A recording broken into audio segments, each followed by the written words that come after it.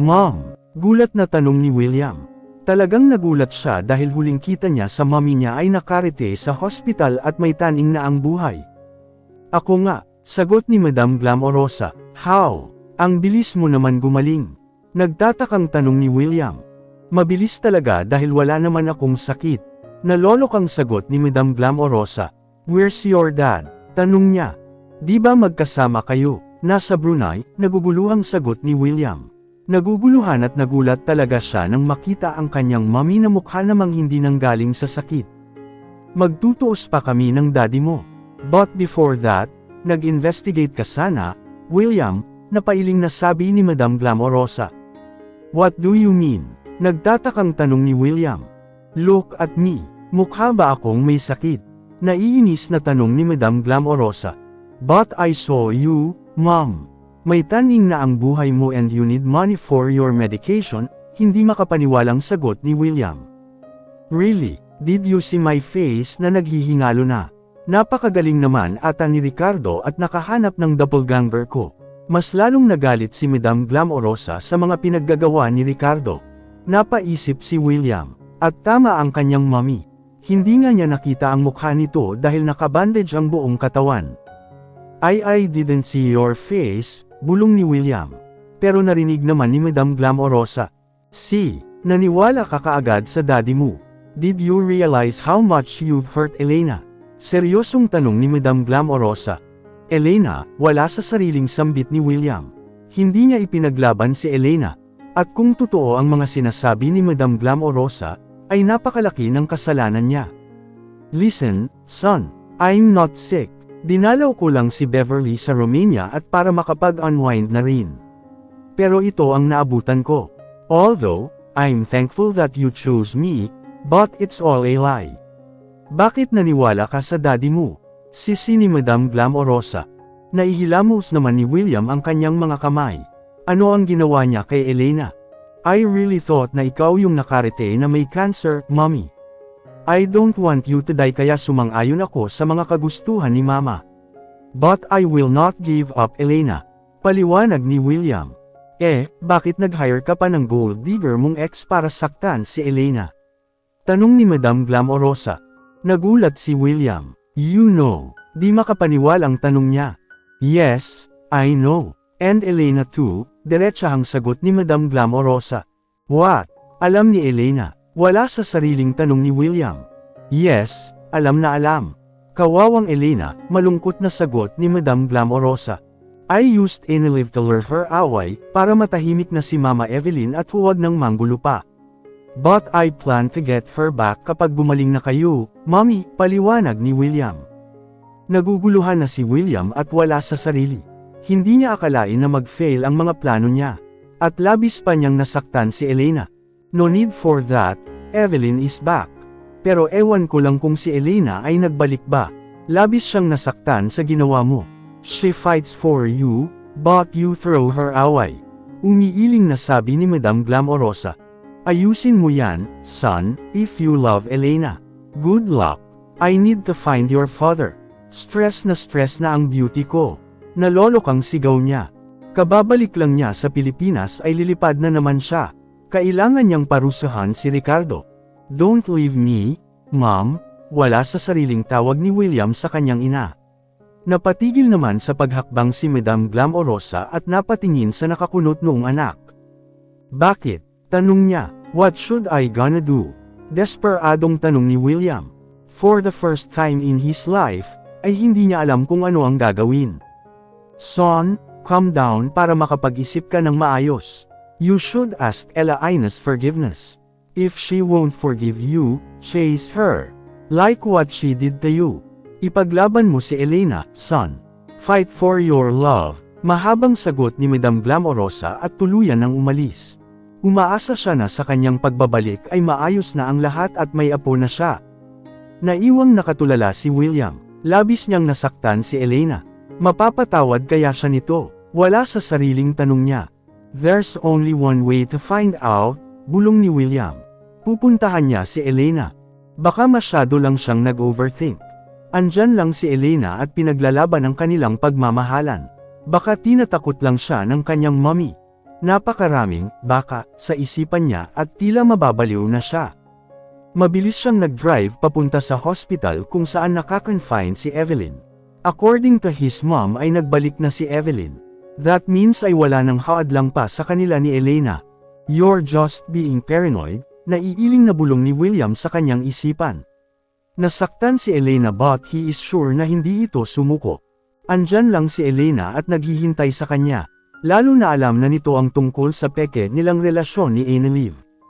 Wait for me, Lil, mahinang bulong ni William na nagbigay sa kanya ng lakas ng loob.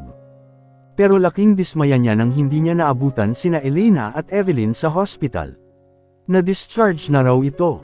Tinahak niya ang daan papunta sa Laksamana Mansion. Pero mas lalo siyang na-disappoint nang malamang umalis ng bansa sina Elena at Evelyn. Where did they go? Tanong ni William. Napailing naman si Paulo, at hindi maganda ang kutob ni William tungkol dito.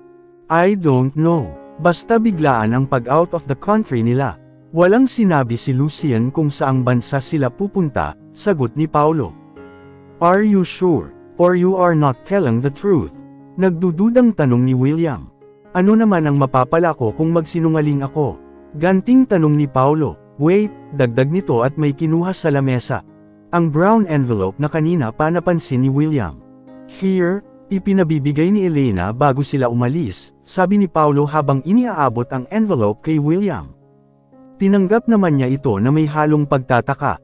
What is this? Hindi maiwasang magtanong ni William. I don't know. Just open it para malaman mo kung ano ang nasa loob, sagot ni Paulo. Mabilis naman na binuksan ito ni William at laking gulat niya nang makita ang annulment paper nila ni Elena na may pirma na. What is this? Muling tanong ni William. Nangunot ang noo ni Paulo at napatingin sa hawak ni William. I don't know about this. It's a personal matter, sagot ni Paulo at iniwan si William. Wait, tawag ni William. Huminto naman si Paulo sa paglalakad. You really don't know kung nasaan sila? Paniguradong tanong ni William. Napabuntong hininga naman ng malalim si Paulo. Nadadamay pa talaga siya sa pinaggagawa ni Elena. I'm sorry, but I really don't know. Malungkot na sagot ni Paulo at iniwanan si William na naiiyak. Where are you, Elena? Lutang na tanong ni William. Saan niya hahanapin si Elena? Samantala, nakarating na si Madam Glamorosa sa Brunei. Una siyang nagpunta sa hospital kung nasaan ang kanyang doppelganger. At labis siyang ninas nang mapag-alaman na walang Glamorosa na nakakonfine. Duda niya ay drama lang ito na ginawa ni Ricardo noong araw na dumating si William sa Brunei. Humanda ka talaga sa akin, Ricardo.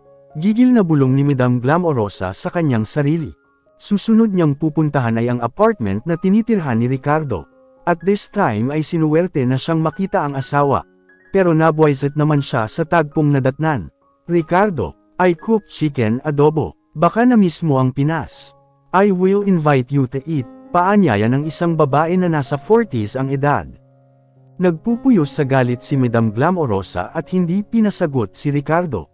Mabilis siyang sumingit sa dalawang nag-uusap. No need for that, we will eat outside, nakangiting sabi ni Madam Glamorosa, yung ngiting nanggigigil at gustong kagatin ng babaeng nasa kanyang harapan. Oh, and who are you? Nakataas kilay na tanong ng babae, may peke pang ngiti sa labi. I'm Madam Glamorosa, his wife. Talagang with capital ang huling salita ni Madam Glamorosa para klaro sa kanyang kausap. Oops, I thought single si Ricardo. Since you are here, I will invite the two of you. Nakangiti pa rin ang babae kahit halatang peke ito. No thanks. As I've told you, kakain kami sa labas. Let's go. At hinayla na niya si Ricardo papalayo. Wait, napahinto si Ricardo.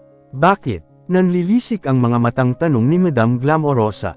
Napaatras naman si Ricardo. Akala niya ay napatawad na siya ng asawa, hindi pa pala. How did you know that I'm here? Nagtatakang tanong ni Ricardo. I'm here to teach you a lesson. Walang hiya ka, sagot ni Madam Glamorosa at pinaghahampas ng kanyang bag si Ricardo. Why? Tanong ni Ricardo. Nagtatanong ka pa, look at what you've done to Elena and William. Walang hiya ka, sagot ni Madam Glamorosa habang patuloy na hinahampas ng kanyang Prada bag si Ricardo. Sandali, let me explain, awat ni Ricardo sa kanya. No need to explain. Napakadaming paraan. Bakit ba kailangan mo pang paghiwalayin ang mga bata? Galit na tanong ni Madam Glamorosa. It's one of Lucian's condition para mapatawad niya ako. I'm sorry, alam kong mali ang ginawa ko. But hindi ko alam ang gagawin para mapawi ang galit ni Lucian sa atin, paliwanag ni Ricardo. Tumigil sa paghampas si Madam Glamorosa. Wala ring magagawa kahit ibitin niya pa si Ricardo. Hindi na kailangan. Nagbalik na ang alaala ni Evelyn. Hindi niya na tayo guguluhin o parurusahan, pagbabalita ni Madam Glamorosa. Natuwa naman si Ricardo sa narinig. Ang buong akala niya ay solve na ang lahat ng problema. That's good news. Pinatatawad mo na ba ako? Masayang tanong ni Ricardo. Pero seryoso pa rin si Madam Glamorosa. Hindi siya natutuwa sa nangyayari kina Elena at William. No, I will never forgive you, Ricardo. Hanggat hindi nagkakaayos sina Elena at William, galit na sagot ni Madam Glamorosa at mabilis na naglakad papalayo kay Ricardo. What? Dismayadong tanong ni Ricardo. Gusto niyang habulin ang asawa pero hindi niya ginawa. Alam niyang galit na galit pa ito sa kanya. He is praying na sana ay magkaayos na sina Elena at William. Hindi na mapakali si William. 3 araw na siyang pabalik-balik sa mansion ng mga laksamana ngunit si Paulo lang ang nakikita niya. Hindi pa bumabalik sina Elena at Evelyn. Nagpupunta rin siya sa opisina ni Evelyn ngunit si Paulo pa rin ang nakikita niya. Bigla siyang nakaramdam ng matinding pangungulila sa asawa. Miss na niya si Elena. Hinahanap-hanap niya ang paghabol-habol nito sa kanya, ang luto ni Elena, ang mga cookies na gawa nito, at ang matamis na ngiti ni Elena na para sa kanya lamang. Where are you, Leo? Malungkot na tanong ni William sa kawalan. Pinunit na niya ang annulment paper nila ni Elena dahil sa sobrang galit. Hindi niya matatanggap na magkahiwalay silang dalawa.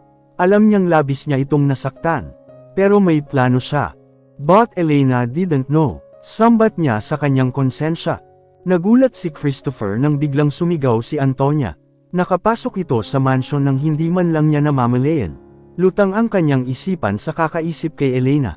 Nakatulala lang siya buong araw pagkatapos magpabalik-balik sa mansion at opisina ni Luke. William, muling sigaw ni Antonia. Hindi niya pinansin ito. Ilang beses na niyang tinanong si Antonia kung alam ba nito kung nasaan si Elena pero wala. You must read this. May inilapag na puting envelope si Antonia sa kanyang harapan. Pero wala siyang gana. Kung ano-ano na namang kakulaitan ang dala ni Antonia. Nakatulala lang si William at malayo ang tanaw. Walang ibang laman ang kanyang isipan kundi si Elena lang. Ano ba William? This is an emergency. Talagang sumigaw na si Antonia upang gisingin ang lutang nitong isipan. Naging alerto naman si William nang marinig kay Antonia ang salitang, emergency. Napatingin siya sa puting envelope na nasa kanyang harapan at mabilis itong binuksan. Nagtadges ang kanyang bagang nang makita ang laman nito. You must be kidding. Nagtadges ang bagang na sigaw ni William. Natakot naman si Antonia at napaatras. Parang kikilawin siya ng buhay ni William. I'm not kidding. Dumating yan sa bahay ngayon lang, kaya nga napasugod ako rito. Sagot ni Antonia. Dumating na sina Elena. Nabuhayan ng loob na tanong ni William. Hindi ko alam. Yan lang ang dumating sa bahay, sagot ni Antonia. And who is this Travis? Sigaw ni William habang binabasa ang wedding engagement invitation. Invited siya sa engagement ni Elena. Mas lalong napaatras si Antonia dahil sa galit na maladrago na mukha ni William. Hindi ko alam. Malay ko ba kung sino yan? Engaged na sila ni Elena. Hindi makapaniwalang sigaw ni Antonia. Shut up. My wife is only mine. Hinding-hindi ko ibibigay si Elena sa iba. Galit na saway ni William kay Antonia. Napangiti naman ng lihim si Antonia sa sinabi ni William. Ano ang gagawin mo? Tanong niya. Ano pa ba? To get what is mine. At akin lang si Elena. Sagot ni William at nagmarcha na ito papunta sa pintuan. Sandali, pigil ni Antonia. Nanlilisik ang mata na lumingon si William. Kung makatingin naman ay wagas. Naiinis na sabi ni Antonia. Don't tell me na pipigilan mo ako. Seryosong tanong ni William. No one can stop me. Sigaw nito. Hindi naman kita pipigilan. But, pabitin ni Antonia. What? Gusto na ni William takbuhin ang mansion ng mga laksamana. Look at yourself. Parang hindi ka naligo ng isang linggo. Ang pangit mo, William. Paano kung gwapo yang si Travis? Kailangan may laban ka kapag susuong ka sa giyera. Mahabang paliwanag ni Antonia. Napatingin naman si William sa sarili at inamoy ang kanyang kilikili. Mabilis na tumakbo si William papunta sa kanyang kwarto at naligo. Nag-ahit na rin siya ng bigot. After how many years, ay natapos din si William sa kanyang pagpapagwapo. Perfect. Ganyan. May laban ka na, William. Ang tanong na lang ay, muling pabitin ni Antonia. Ano na naman? Naiinis na tanong ni William. Ang tanong ay kung tatanggapin ka ba ni Elena, malungkot na sagot ni Antonia. Biglang kinabahan si William. Pero hindi siya pwedeng panghinaan ng loob.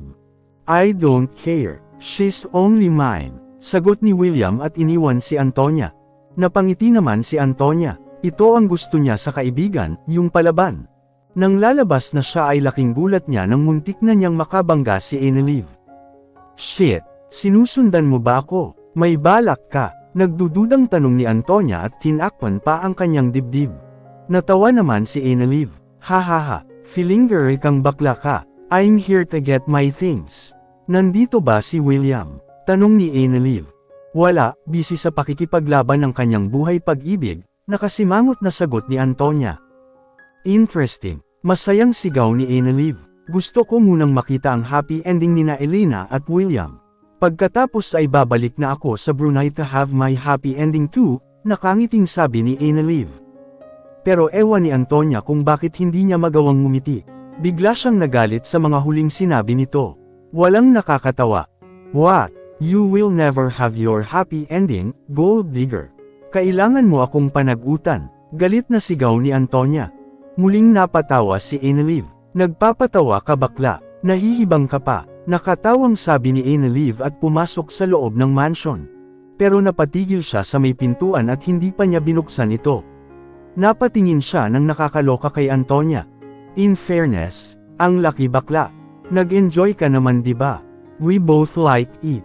Pero sorry ka na lang. I will marry the Prince of Brunei. Hahaha, nakatawang sabi ni Enelive. Walang hiya ka, galit na sigaw ni Antonia. Susugurin na sana niya si Enelive pero mabilis na itong pumasok sa loob ng mansion at inilock ang pintuan. Naiwan si Antonia na nagpupuyos ang kalooban. Engagement party. Kanina pa si William sa labas ng gate ng mga laksamana. Ayaw siyang papasukin ng mga guards dahil wala siyang invitation card. Pansin din niya na konti lang ang mga bisita, pang private party lang. Ang hinihintay niyang dumating ay si Travis. Gusto niyang makita ang hitsura nito. Dahil babasagin niya ang mukha. Pero wala. Kanina pa siya roon pero wala siyang makitang nakapang engagement suit na lalaki. Baka nasa loob na. Nagpapanik na sigaw ni William sa kanyang isipan. Where's Paulo? Call him. Galit na utos ni William. He's busy. Hindi namin siya pwedeng istorbohin. If you have an invitation ay makakapasok ka, istriktong sagot ng guard. Punit-punit at guti-guti na ang invitation. Dahil sa galit ni William kanina ay hindi niya pinatawad ang kawawang invitation card. Malay ba niya na kailangan ito para makapasok?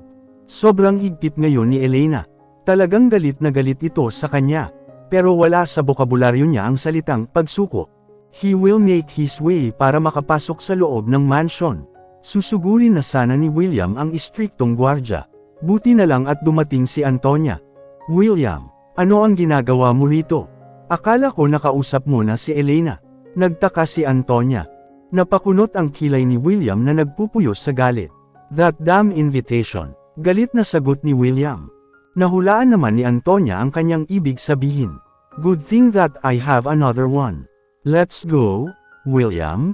Masayang sabi ni Antonia. Sabay pakita ng engagement invitation card. Naikuyom na lang ni William nang mahigpit ang kanyang mga kamao. Baka hindi pa siya makapagpigil at mapunit niya ito. Pagpasok nila ay nag-umpisa na ang party. Let's all welcome our lovely couple and soon to be married, Elena and Travis. Sigaw ng MC. Namatay ang mga ilaw at isang ilaw lang ang muling nagsindi. Nakafocus ito sa dalawang tao na paakyat ng stage na magkahawak kamay. Napakaganda ni Elena sa kanyang suot na white silver gown. Hapit na hapit ang kurba ng kanyang katawan. Bawat paglakad niya ay kitang-kita ang mapuputi niyang mga legs dahil may slit ito sa gilid. Wow! Ang sexy mo, madam! Sigaw ni Antonia. Napatingin si William kay Antonia at pinandilatan ito ng mga mata. Ang killjoy naman. Pero in fairness, ang gwapo ni Travis. Kinikilig na sabi ni Antonia. Galit na napatingin si William sa sinasabi nilang Travis. And there he is, gwapo nga talaga.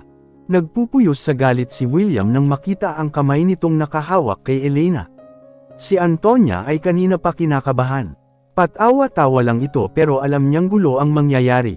Mag-who-knows-dili ka, William. Kausapin mo si Elena ng maayos. Huwag kang mag-eskandalo rito, paalala ni Antonia.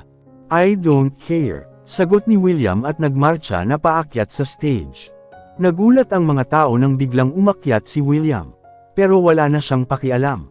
Hindi niya mapapayagan na makasal si Elena sa iba. Biglang nagliwanag ang buong paligid dahil sa nangyari. At kitang-kita na ng lahat kung sino ang mapangahas na umakyat sa stage. Labis na pangungulila ang nadama ni William nang makita si Elena. Napakaganda nito. Napakaganda ng kanyang asawa. Gusto na niyang yakapin si Elena at hilahin palayo. Pero pinigilan niya ang kanyang sarili.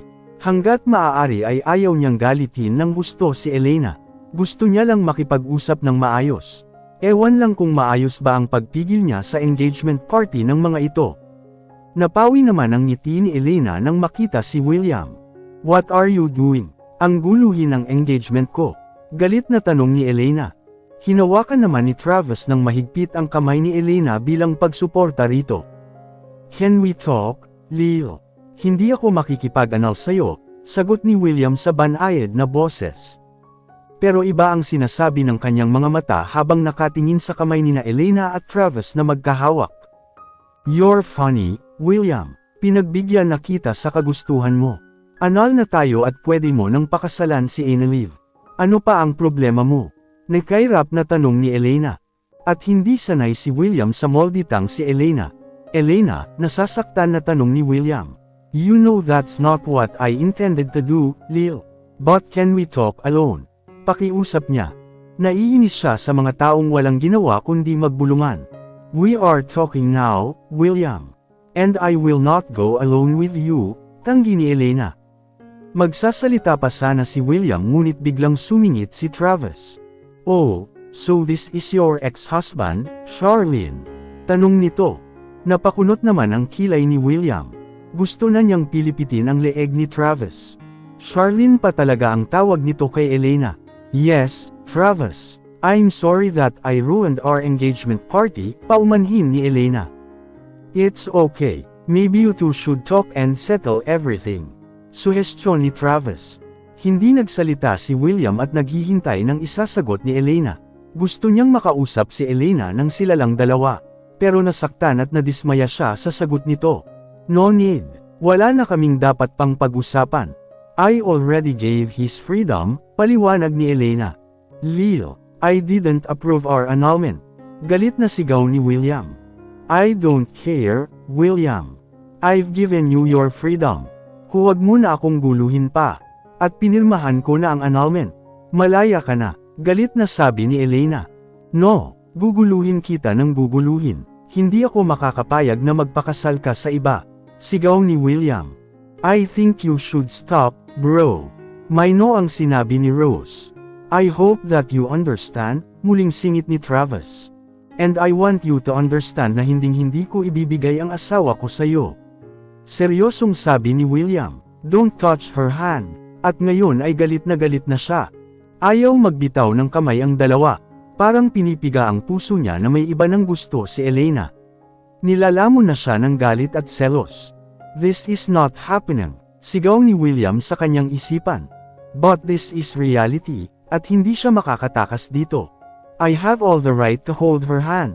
She's my fiancé. You better go home and accept the fact that she's not yours. Parang isang masakit na sampal ang sinabi ni Travis sa kanya. Pero ayaw niyang magpatalo. Hindi niya isusuko si Elena. No, she's mine. Galit na sagot ni William at mabilis na nilapitan sina Elena at Travis. Hinailan niya ang kamay ni Elena at pilit na itinaboy ang kamay ni Travis. Wala na siyang pakialam sa mga taong nagbubulungan sa kanyang paligid. Let me go, sigaw ni Elena. Guards, take him away, utos ni Travis. Bitiwan mo ako, William. Wala na tayong dapat pang pag-usapan. It's all over. At sana masaya ka sa piling ni Enelive. Galit na sabi ni Elena at pilit na kumikawala sa pagkakahawak ni William. Napatingin si William sa namumulang kamay ni Elena.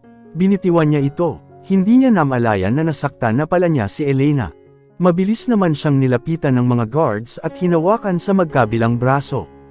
Nagpupumigla si William pero wala siyang nagawa. Throw him away. Outside. Galit na utos ni Travis. Elena, please, let's talk. Pakiusap ni William. I'm sorry, William. As I've said, it's all over between the two of us. You're just my ex-husband.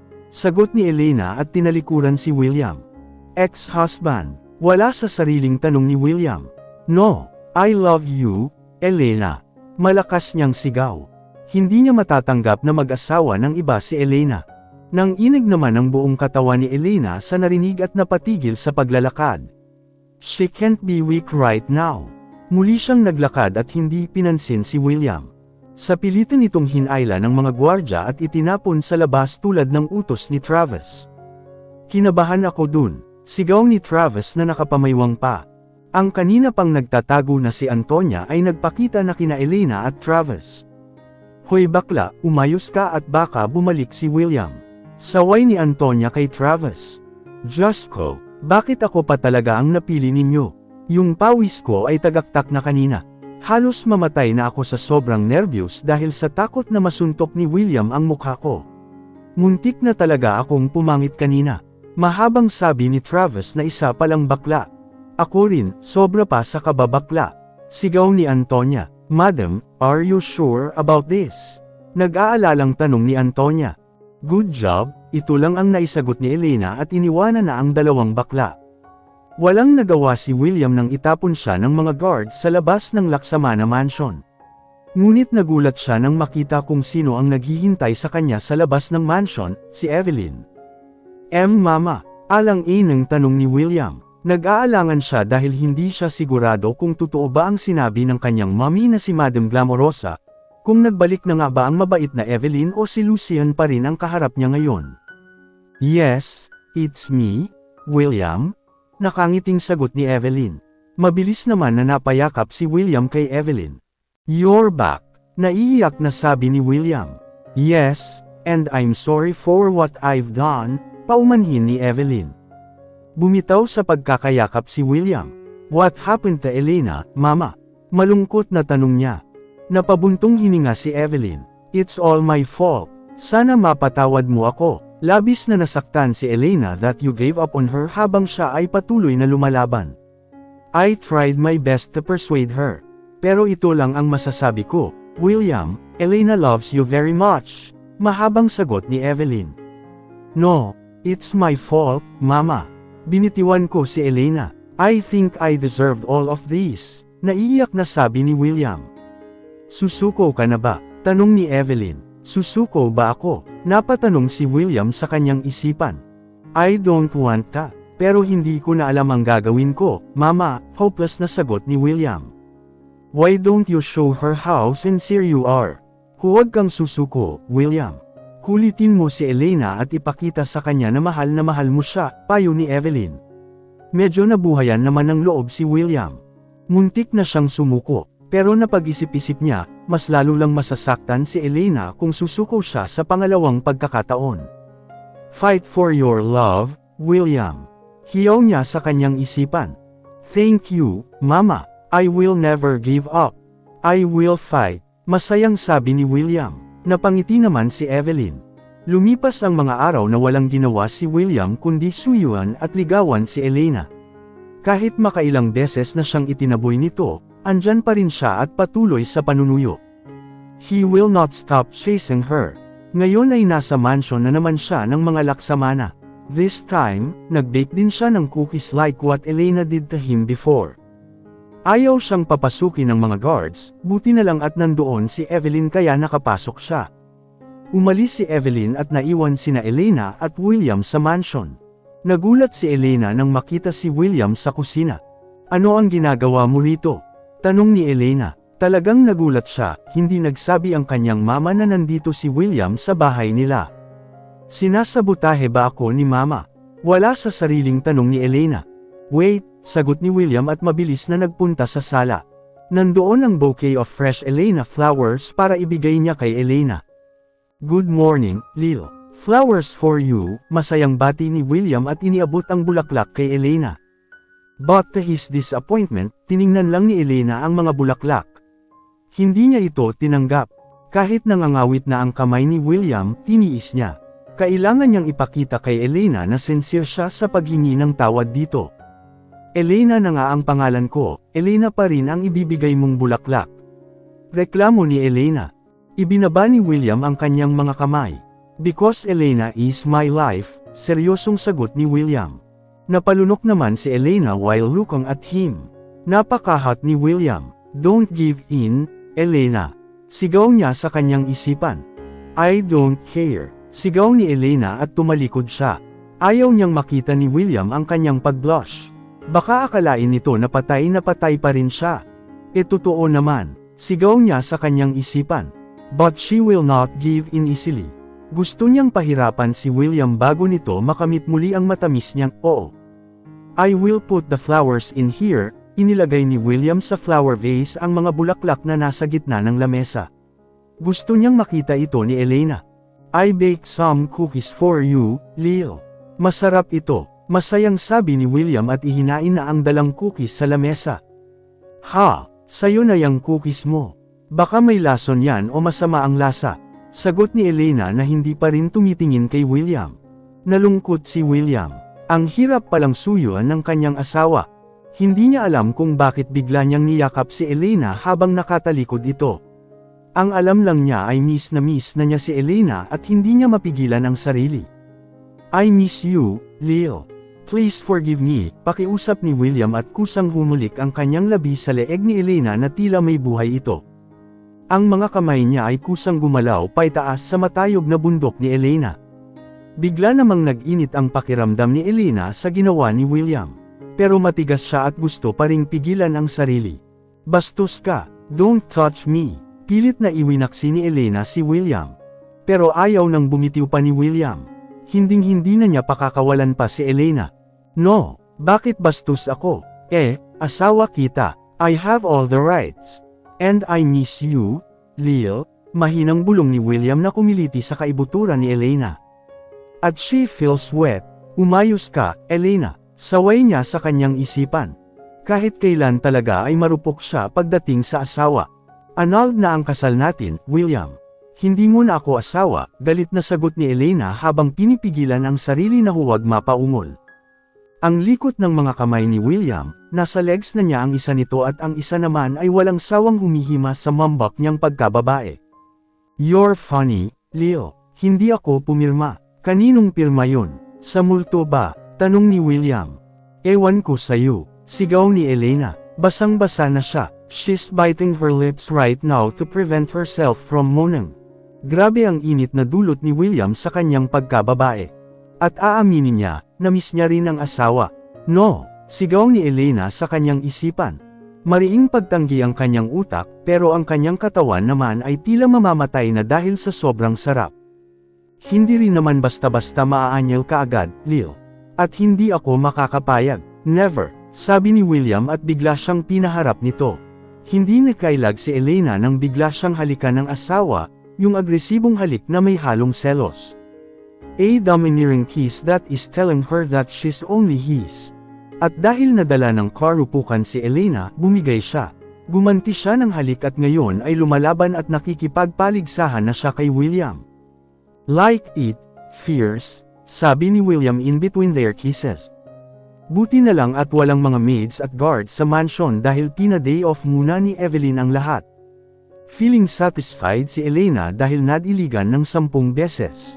Habang si William naman ay nakatulog sa sobrang pagod. Nang magising si William ay wala na si Elena. Mabilis siyang nagbihis at hinanap si Elena sa buong mansion. Pero walang tao ni isa. Lil, Where are you? Hopeless na sigaw ni William. Mabilis siyang lumabas ng mansion at nakasalubong niya si Paulo. Where's Elena? Desperadong tanong ni William. Umalis sila ng bansa ni Lucian, sagot ni Paulo. What? Gulat na tanong ni William. Iniwan na naman siya ni Elena. Do you know kung saang bansa sila nagpunta? Muli niyang tanong. Hindi ko alam, maikling sagot ni Paulo. Napasigaw na lang si William sa sobrang sama ng loob.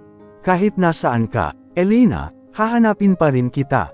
Malakas na sigaw ni William. Napailing na lang si Paulo. Ang hindi alam ni William ay nandoon lang si Elena sa rooftop ng mansion, nakatingin sa CCTV. Ma'am, are you sure about this? Baka sumuko na si William. Nag-aalalang tanong ni Antonia. Don't make him suffer so much, anak. Baka sumuko si William, si Evelyn. Napabuntong hininga si Elena. Don't worry, Antonia, this is the last, sagot ni Elena. We will have our happy ending, Mama. Huwag kayong mag-alala, balik niya kay Evelyn. Nagkibit-balikat na lang sina Evelyn at Antonia. Syempre, all they want from the two is a happy ending. Meron nga kaya.